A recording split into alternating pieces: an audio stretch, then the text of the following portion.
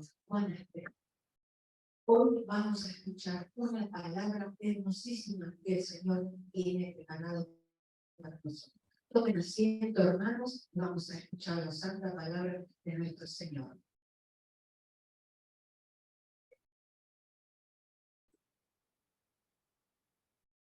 Bienvenidos a todos, pero muy buenos días, están acá presentes, los que nos van a ver después por las diferentes redes sociales. Vamos a dejar todo acá listo. Está el flequillo impecable, como siempre. Esa receta está de más. No dije nada. No dije tu palabra, dije tu receta. No dije nada. Cada cual sabe que tiene que hacerse cargo, ¿no? Dios nos bendiga, una maravillosa mañana de domingo, un poco fresca, pero bien, hermosa para venir al lugar del Señor, a los brazos cálidos del Señor, la iglesia cálida donde te abraza, donde te contiene, donde te da una palabra, donde te renueva las fuerzas. Qué bueno el domingo empezar renovando las fuerzas para después toda la semana. Y hoy el Señor me dio una palabra para compartirles que vamos a encontrar en el libro de Lucas, el Evangelio de Lucas, capítulo 11, verso 1 en adelante. Ahí van a ver seguramente la versión Reina Valera, yo tengo acá la pellita, pero más allá de las diferencias de la palabra, dice básicamente lo mismo. Y vamos a leer del verso 1 al 4 en el nombre del Padre, del Hijo y del Espíritu Santo. Dice la palabra de Dios: aconteció que cuando estaba él orando en cierto lugar, al concluir, uno de sus discípulos le dijo: Señor nuestro, enséñanos a orar así como Juan enseñó a sus discípulos. Jesús les dijo: cuando oren, digan así: Padre nuestro que estás en el cielo, santificado sea tu nombre, venga tu reino, hágase tu voluntad como en el cielo, así también en la tierra. Danos cada día el pan para nuestras necesidades. Perdona nuestros pecados, porque también nosotros perdonamos a todos los que nos ofenden. Y no nos hagas entrar en prueba, sino apártanos del mal. Hasta acá la palabra del Señor. Comienza diciendo, en el verso 1, que Jesús estaba orando. Jesús era alguien que siempre oraba. Cuando él comienza su ministerio, la palabra de Dios no habla mucho de la vida de Jesús previo a su ministerio, habla un poco. Pero cuando comienza su ministerio, siempre lo vemos orando. Obviamente, lo vemos muchas veces haciendo sus milagros. Lo vemos muchas veces predicando a multitudes. Pero él siempre, todos los días, se disponía de un tiempo para orar.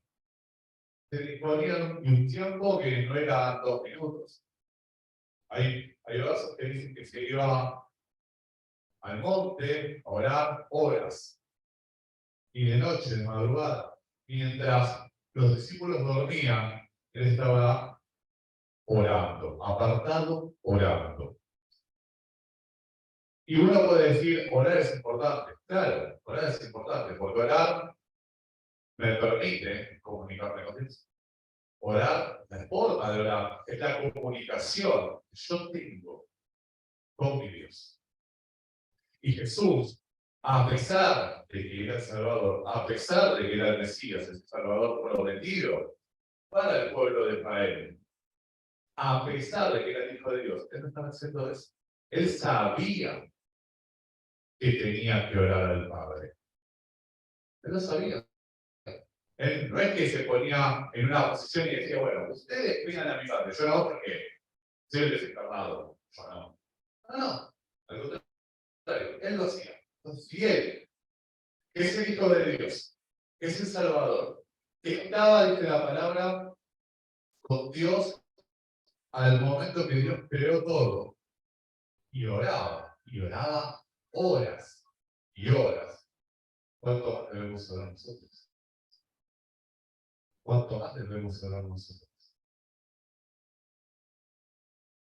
Entonces, lo primero que pregunto es, ¿cuánto oramos? No es para que me contesten a mí, es para que se contesten ustedes mismos. ¿Cuánto tiempo oro? Y cuando oro, ¿cómo oro? ¿Qué le pido?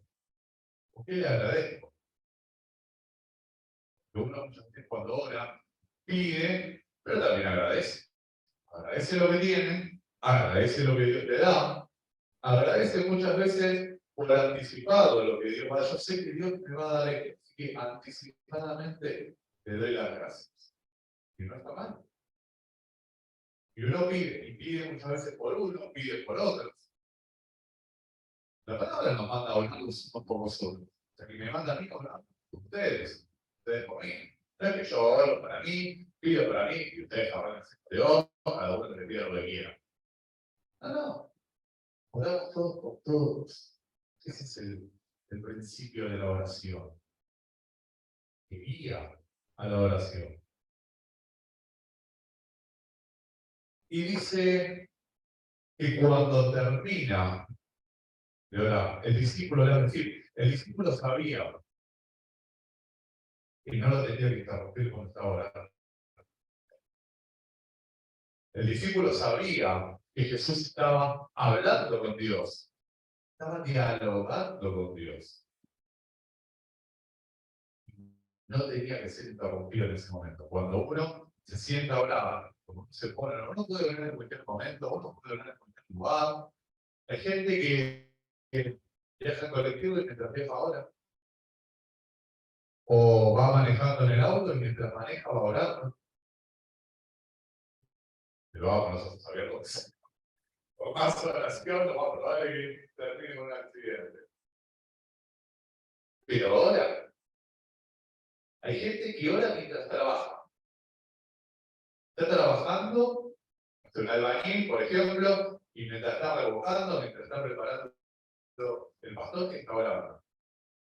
No puede orar en cualquier momento.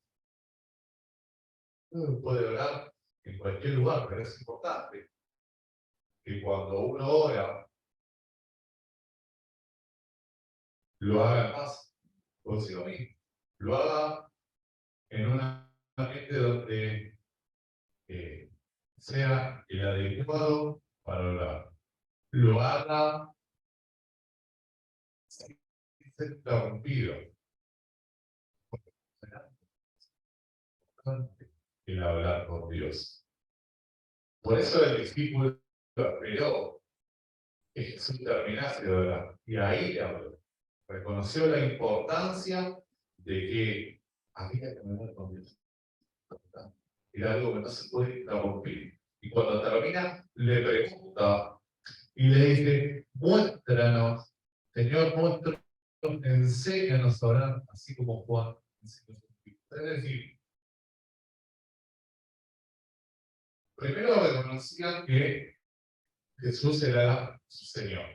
Algo que lo estamos aquí, todos conocemos, todos aceptamos ya en algún momento, pero es bueno que uno siempre lo reconozca. No es que, bueno, yo en este momento lo acepté como Señor y Salvador, hice la oración de fe, y está. No, uno lo sigue reconociendo como tal. Es como cuando uno tiene un hijo. No tiene un hijo porque lo voy al registro civil, lo anoto, como hijo, lo reconozco, después no lo llamo más hijos, y total, ya lo reconocerá, cada uno lo sigue llamando hijo, bueno, Señor es mi hijo. Y le dice, enséñame, le pide que le enseñe a orar. Y uno podría preguntarse, pero no lo escucho orar. Era discípulo de Jesús.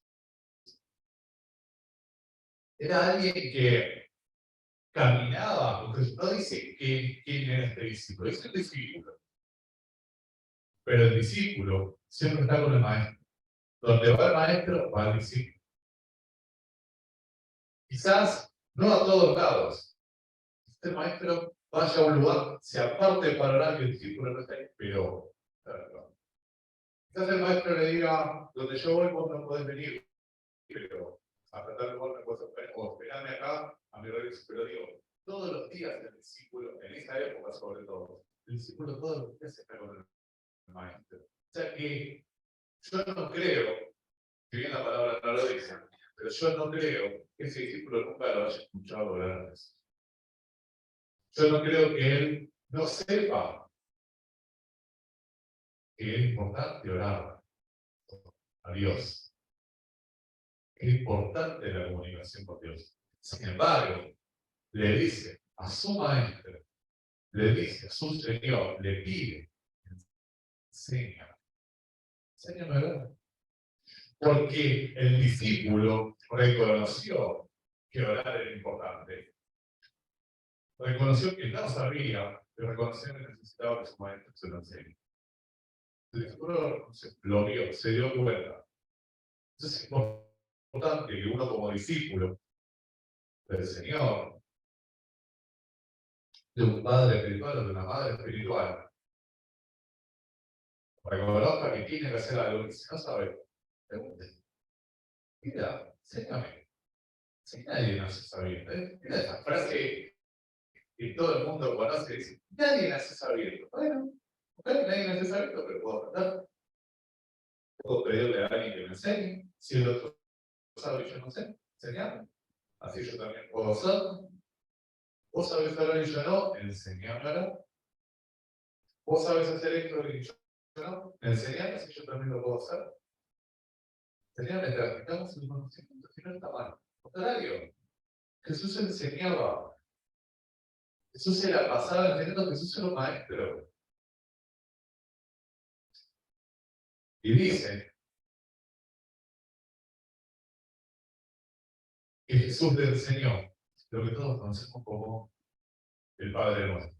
Esa oración que Jesús nos deja, su palabra, esa oración que uno cuando es chico muchas veces y va a la iglesia católica o los padres son católicos y le manda la comunión, uno no entiende nada, pero va, pero manda. Porque ahí sí, quiero. No, yo me acuerdo, mi padre católico, a mí me dijeron, yo la escribí lo más que pude, y antes de 2 años yo lo hice en uno porque lo estiré lo más que pude. ¿Me frustré la verdad? ¿Entendía? No. Pero yo tenía que ir porque mi padre me mandaba, no teníamos demasiada alternativa. Y les enseñan a repetir como loro de memoria el padre nuestro. Y no se lo aprende porque se lo aprende de memoria porque te lo enseñan siempre, pero ¿qué significa? Y cuando uno enseña el padre, ¿qué está haciendo? Estás hablando con Dios, estás orando, estás rezando, dices, ok, ¿qué? ¿Qué le pido? Concretamente, ¿qué le estoy diciendo? En esa comunicación, si no se pregunta repetir. ¿Qué digo? No sé, pero yo sé que tengo que decir esto. Y el mensaje es importante. Cuando uno da un mensaje a alguien, uno tiene que saber qué es lo que está diciendo. ¿Qué quiero transmitir? Le quiero pedir algo a alguien. Ok, ¿qué le quiero pedir? Cuando uno es chico y va con el papá o va con mamá y quiere caramelos, caramelos. Mamá, quiero caramelos. No va, pero no, mamá, yo, ¿sabes qué? Tengo hambre porque lo que pasa es que siento acá en la garganta como que seca, como que necesito algo. No, quiero caramelos. Y claro, cuando uno pide, claro, no tiene que ser claro cuando pide.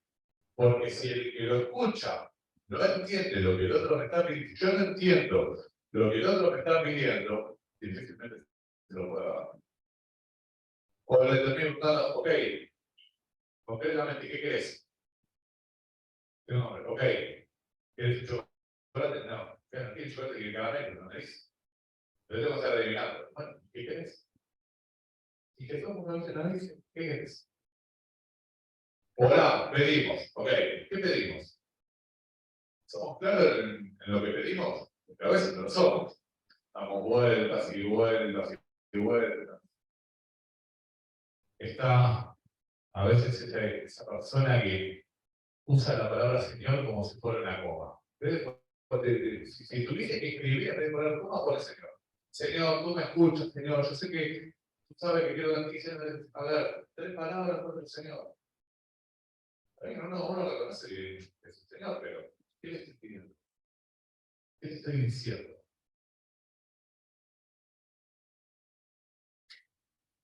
Y Jesús le da una oración. Y que comienza diciendo, Padre nuestro que estás en los cielos. Es decir, cuando uno dice Padre nuestro que estás en los cielos, uno está reconociendo primero que Dios es mi Padre. Yo reconozco que Dios es mi Padre, que Dios es Padre nuestro.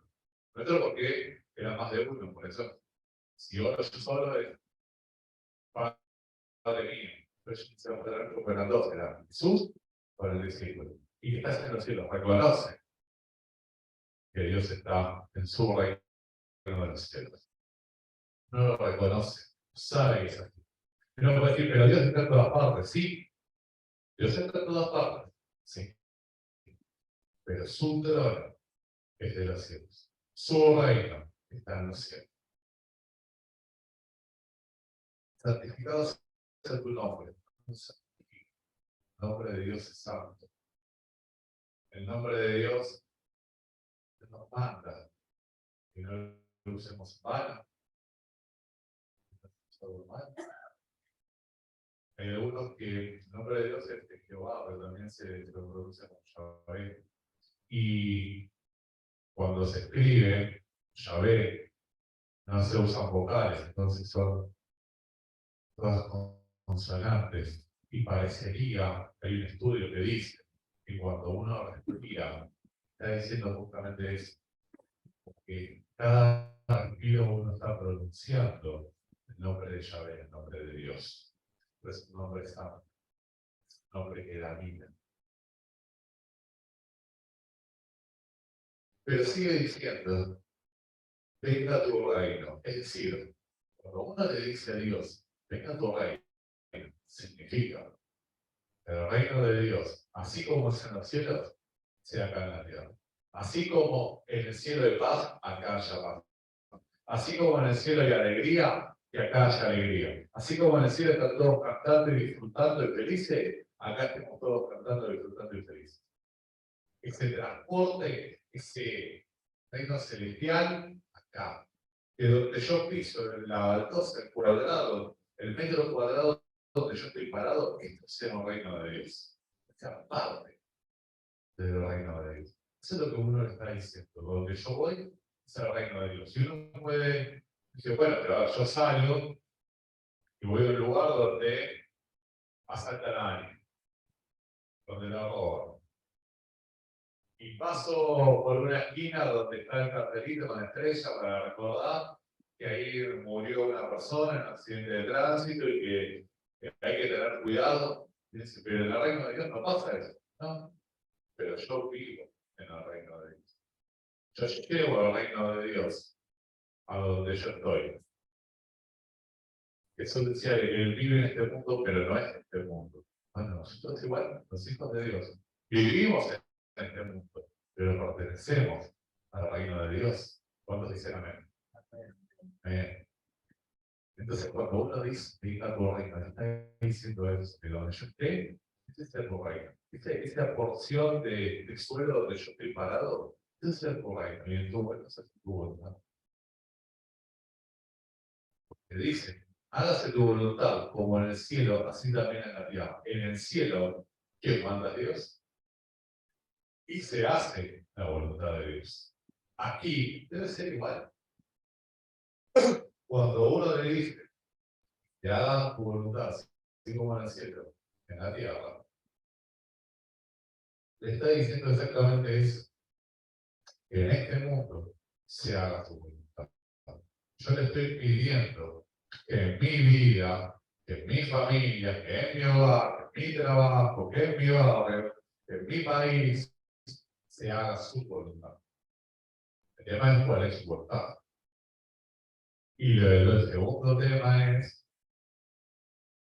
acepto su voluntad, porque su voluntad probablemente sea diferente, pero más seguro es que sea distinta a mi voluntad. Yo estoy de acuerdo en que haga su voluntad, no importa cuál sea, o quiero que haga su voluntad en tanto de cuanto sea igual a mí. Cuando uno dice, no, sé tu voluntad, lo que Dios quiere. Bueno, le van a decir, no, pero yo no estaba de acuerdo con que haga mi voluntad. Mi voluntad era hacer esto. Mi voluntad era hacer esto. Esa era mi voluntad. Y una vez Dios hace cosas que a uno no le gustan, como que le chocan. Y no porque Dios lo haga, sino porque uno lo deja ser a Dios. Y esto que Dios quiere hacer, Dios que uno tiene que tener esa flexibilidad mental, espiritual, para aceptar que la voluntad de Dios muchas veces no es la de uno, y aceptar que es mejor la voluntad de Dios que la nuestra. No cuesta, pero a veces es un ejercicio. Todo es un ejercicio. Cuando uno se ejercita, después ya fluye, es normal. Nos acostumbramos a que tenemos que tener esa flexibilidad, tenemos que tener esa aceptación por la voluntad de Dios sobre la someterse a la voluntad de Dios. Entonces, uno le dice, sí, que te haga tu voluntad como en el cielo que en la tierra. Ok, fantástico. Pues, dale, aceptala y actúa en consecuencia. Porque si la voluntad de él es que yo haga algo, bueno, puedo decir, no, si no quiero hacer este tipo, la voluntad es que vos vayas a tal lugar, hagas tal cosa, hables con tal persona, trabajes de esto. Esa es mi voluntad. Entender que la voluntad de Dios es darnos lo mejor, no algo bueno, no algo que necesitamos, lo mejor. Y si a lo mejor no significa que no sea bueno, si a lo mejor no significa que nosotros no lo necesitemos, pero de lo que necesitamos nos va a dar lo mejor. Necesito un auto, me va a dar el mejor auto. Necesito un trabajo, me va a dar el mejor trabajo. Necesito una casa, me va a dar la mejor casa. Necesito mi compañero de vida, mi compañero de vida, me va a dar la mejor. No una buena, no una aceptable, la mejor. Dios da lo mejor. Así como cada uno de nosotros a los hijos le damos lo mejor, Dios, como somos hijos de Él, nos da lo mejor. Pero hay que aceptar quizás detalles. Detalle no menor. Danos cada día el pan para nuestras necesidades. No dice, danos el pan para alimentarnos. No dice, danos la comida de todos los días. Sino danos el pan para nuestras necesidades. Es decir, proveernos el alimento que necesitamos, porque el cuerpo necesita alimento, el alimento es lo que le da la energía al cuerpo para hacer todo lo que debemos hacer, pero también tenemos que entender que cuando nos dice danos el pan para nuestras necesidades, es para cubrir todas nuestras necesidades, no solamente la alimentaria. Necesitamos dinero para comprar los alimentos, Dios nos lo va a dar. Necesitamos una casa, un techo donde vivir, Dios nos lo va a dar. Necesitamos comprar herramientas para arreglar la casa o para salir a trabajar, Dios nos lo va a dar.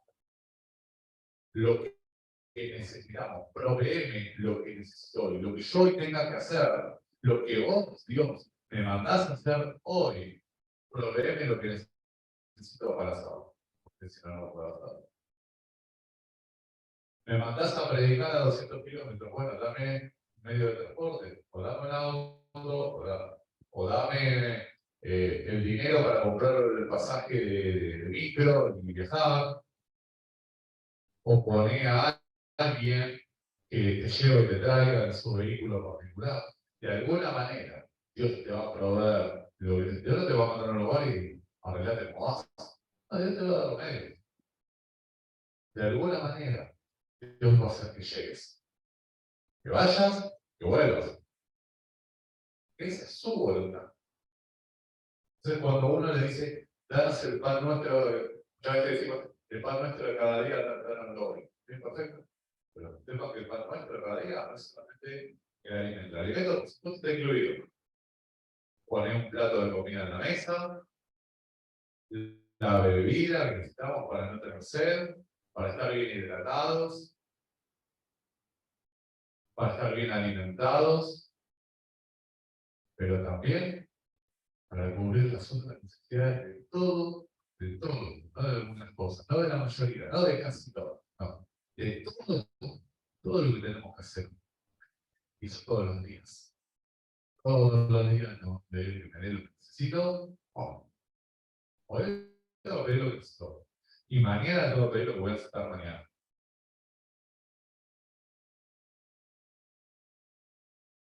Sí, siento, verso 4. Perdona nuestros pecados, porque también nosotros perdonamos a todos los que nos ofenden.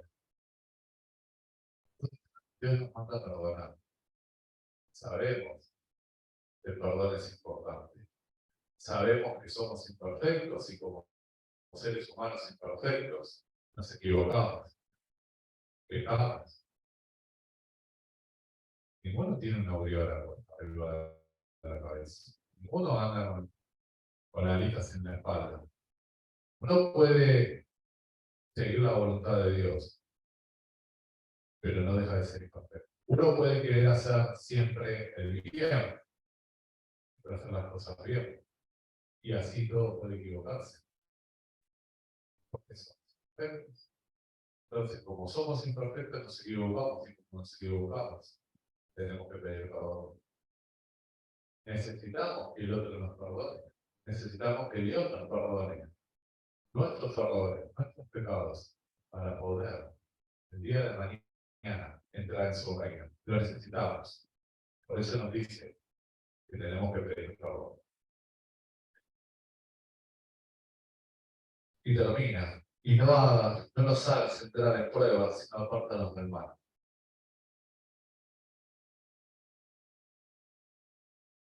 El mal lejos de nosotros. Jesucristo, cuando sabía que iba a ser crucificado, en una oración con el Padre le dice que si era posible no pasar por esa prueba. La realidad es la prueba la tenemos. La realidad él sabía que tenía que morir en la cruz para luego resucitar. Él sabía que tenía que pasar por eso. Pero si era posible, evitémoslo. Si era posible, pero no lo era. A veces las pruebas son inevitables.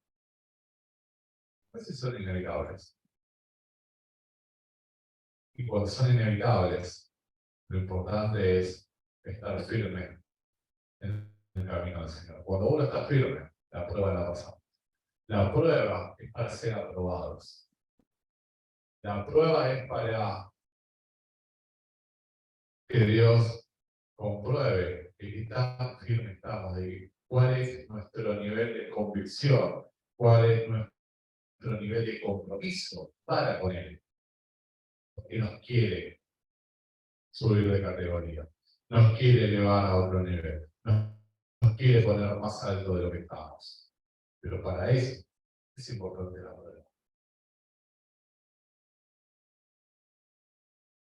Guárdanos del mal. El mal no es que en nosotros no existe. No es que a nosotros no nos pueda afectar. No, sí, por supuesto, el mal existe y nos puede afectar. El tema es que pedirle a Dios que nos guarde. Hay que pedirle a Dios que ese mal a nosotros no nos afecte. El mal es ausencia de Dios. El mal es la ausencia de Dios. Y uno dice, bueno, pero Dios en mi vida está, sí, pero quizás en la vida del otro no. Y en la vida del otro que no está, a veces te quiere hacer mal a mí. Porque tiene envidia, porque le molesta que Dios me bendiga. Porque Dios vaya a saber qué cosas le molesta, le incomoda. Si yo soy infeliz, que el otro también es infeliz. Se pone en esa posición. Y nos quieren atacar. Y ahí es cuando uno tiene que estar protegido. ¿Quién nos protege? Dios. Dios es el que nos guarda. Yo creo que Jesucristo, cuando le enseña el Padre Nuestro, la oración a este discípulo, simplemente le dio un ejemplo. No le dijo que lo único que tiene que decir es esto, porque si no, parecería que no le podemos pedir otra cosa. Cuando oramos con Dios no le podemos pedir nada que no esté acá. Y eso no es así, porque uno pide otra cosa. ¿Sí? Acá no habla de sanidad.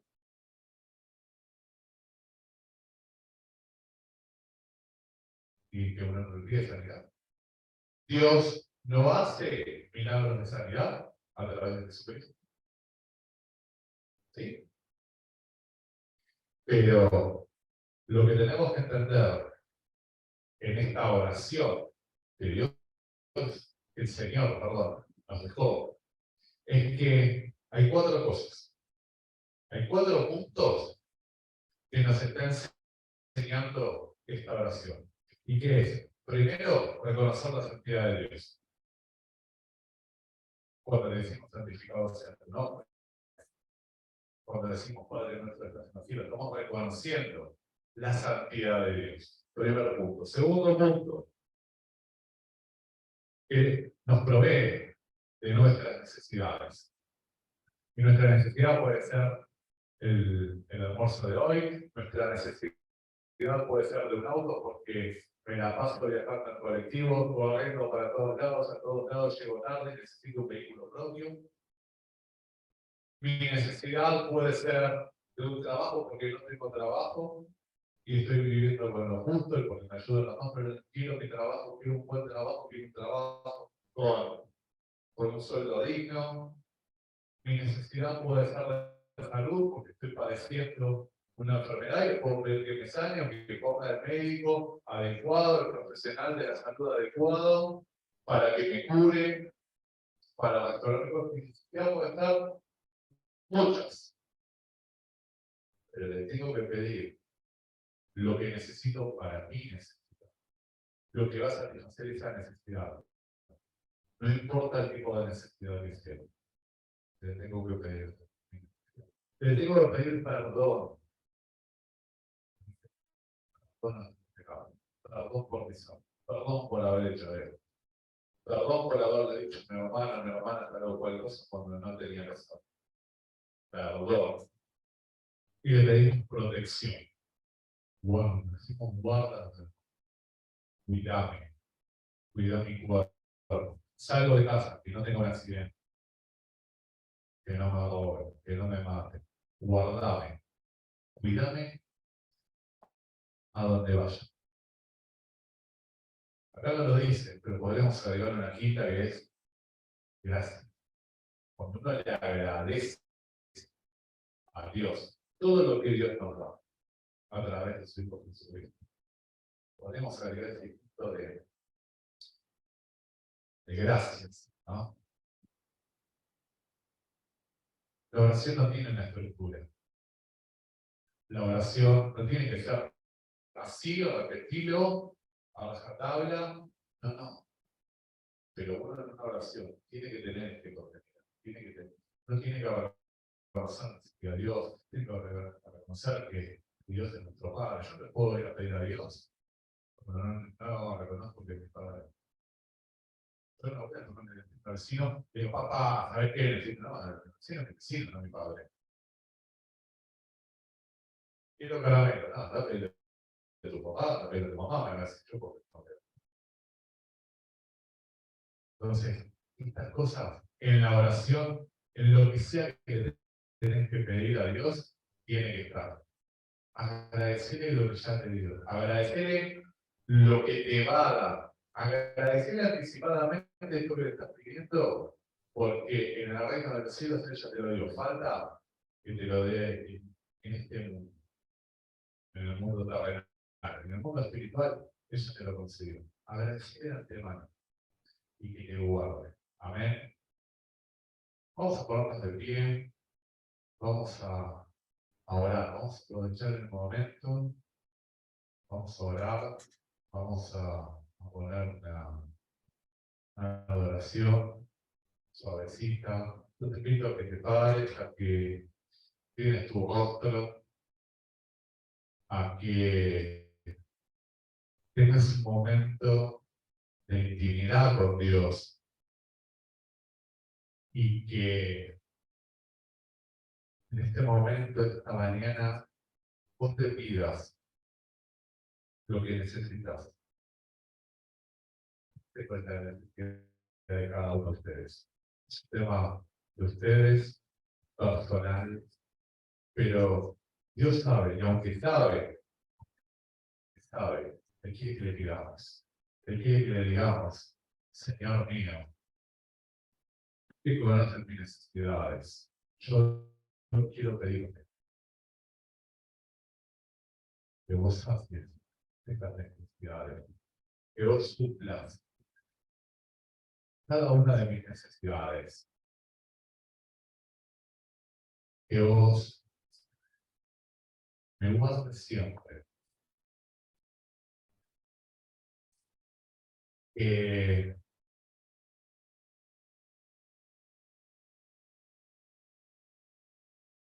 haga tu voluntad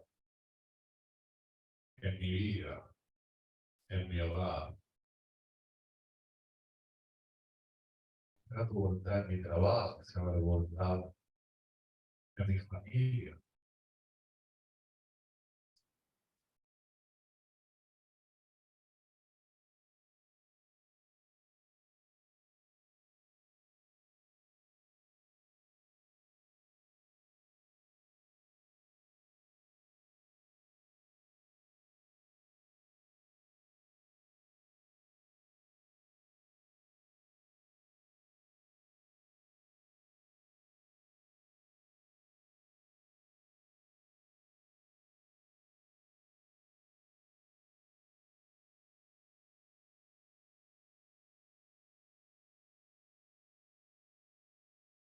Dios, por ejemplo, hoy, en esta mañana, que todo lo que necesito, tú me lo provees. Que tú eres el único proveedor de mis necesidades. Que tú eres el único proveedor de mi vida. Y declaro que se cumplen todos mis deseos. Que se satisfacen todas mis necesidades. Decía a Dios, gracias Dios, por anticipado de las cosas que me vas a dar, de las necesidades que me vas a suplir, de los milagros que vas a hacer en mi vida. De manera anticipada, gracias. En el nombre de Jesús. Amén y amén.